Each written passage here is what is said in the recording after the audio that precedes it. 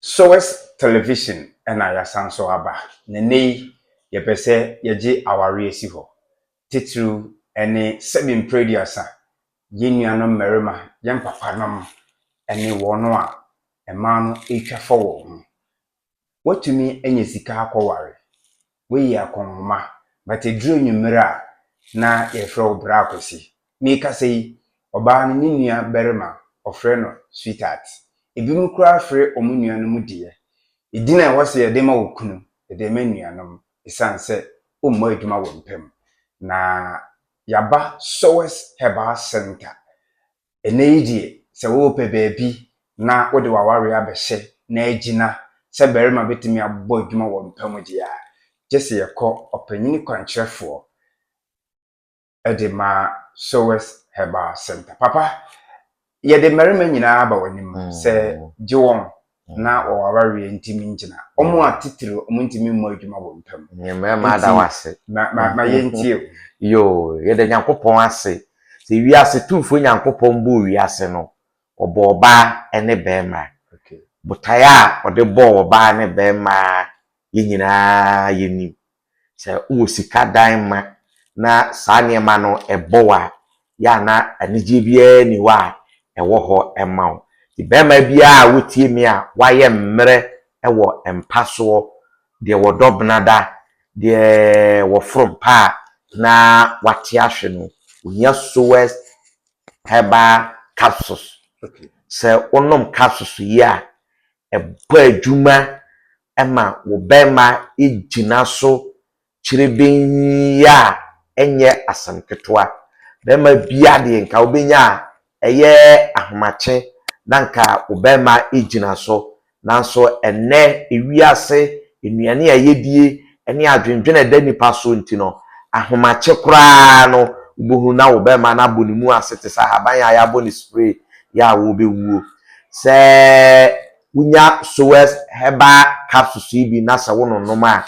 sa problem ni nyina be free ho akọ e de amawo ama watimi agina wona so yie abọ adwuma papa enye asamketoa obi wo ho a wode boss wa sima na ne ho asane ene bi no frɛ no dabo de anase nkokọ de na mmom so opese egina so be se 30 minutes ene akira sa wonom Sowers Herbal capsules ya ebitimi agina so ache ahwekura na no oba na ka kiro se daabi wo ha me dodo ya duru no na edi sa adwuma no enye no nko na ye esan ye honam yaw biara so wonoma capsules yi eye ho adwuma e de mount obi a wotie mi a waye mre e wo mpaso no onom Sowers Herbal capsules na ebeboa ne bebre ya enye asamketoa okay papa ma yenhwe eduro na capsules no sisi enimu so meda ase bebre okay we eye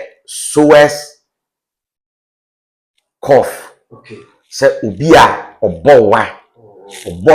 ujina hane ha wotene nka okay ni eye ne ya ana se asma ya na waye manketo aso mpanifo nyina kora ewobi se wonom Sowers cough mixture ya okay tu ase ma no kora enye asamketoa Sowers Herbal Center de nuro de nyankopa da woroma ni wobi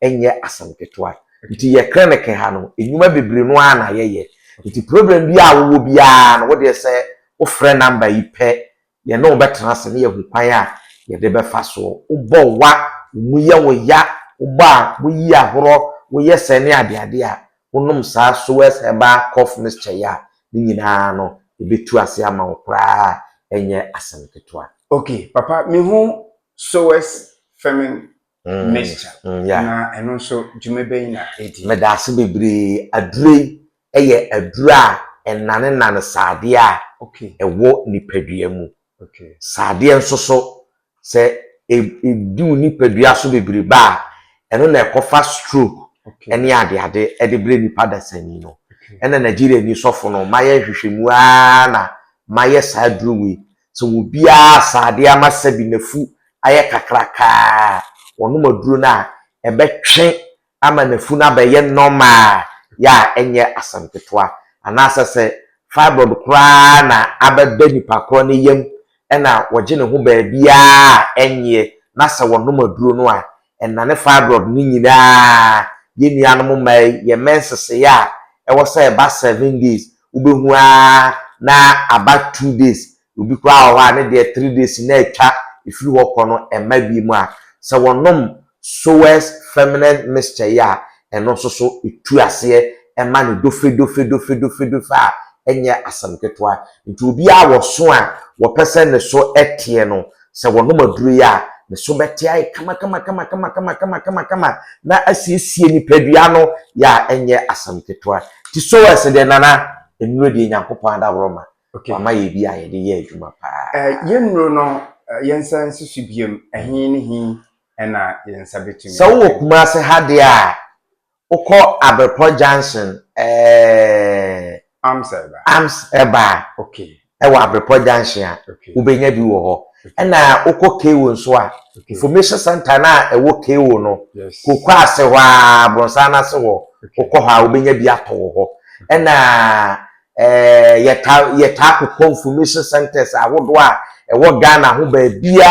deɛ yɛkɔ wote pɛ na wabɔmɔden na wakɔ hɔ na wakɔpɛ aduro ni bi atɔ na ɛbɔ adwuma paa patro yɛnhwɛ yɛ numbers no me number ne yɛ 0243 28 26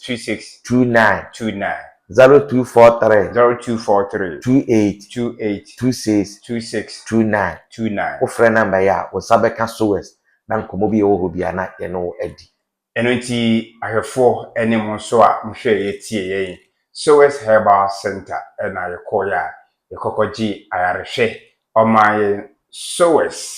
ointment, Sowers capsules, afi Sowers cough mixture, ɛna Sowers feminine mixture, ɛno nso etu ɛyɛ stroke asekra sɛ wowɔ hɔ na hu sɛ ananse taakyɛw no mpemu ana nipadua no mu yɛ titiriti woyɛ adeɛ kakra bi ana wabere a ne kyɛ sɛ saade adɔso wɔ nipadua mu onom feminine mixture na ebetu ase akwada ɔwɔ ntehyewa bosomi bia na ɔbɔwa ɛno nso yɛ Sowers cough mixture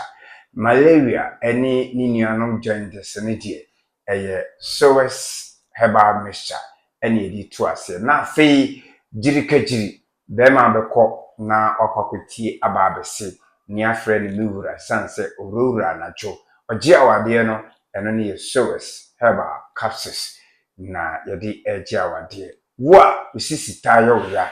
yenuanom a mowɔ maazi ɛne mo nso a moyɛ adwumaden nyinaa no momfa Sowers herbal capsules na indi akɔgyere mo ti yɛde obi bia ase obɛ subscribe na wa share link yi na afei o give you messages na bibia ayɛ fefefefefefe papa bibi wo a de betwato ɛda mo nyinaa mo ase deɛ wɔ hɔ a ne sɛ Sowers abusua no yɛsan ɛwɔ asɔre ati asɔre kwa na edi kan baayɛ ɛna enuro no ɛbɛto aso asɔre no baako wɔ ohwim ɛna baako nso so ɛwɔ barekɛse bomɔden a sɛ wo bɛba na ado ho abɛbɔ yɛ na yasom na wahwehwɛ yɛ nuro ni bi akyira kwan na wobɛyɛ nhyira bebree yɛde obi bia ase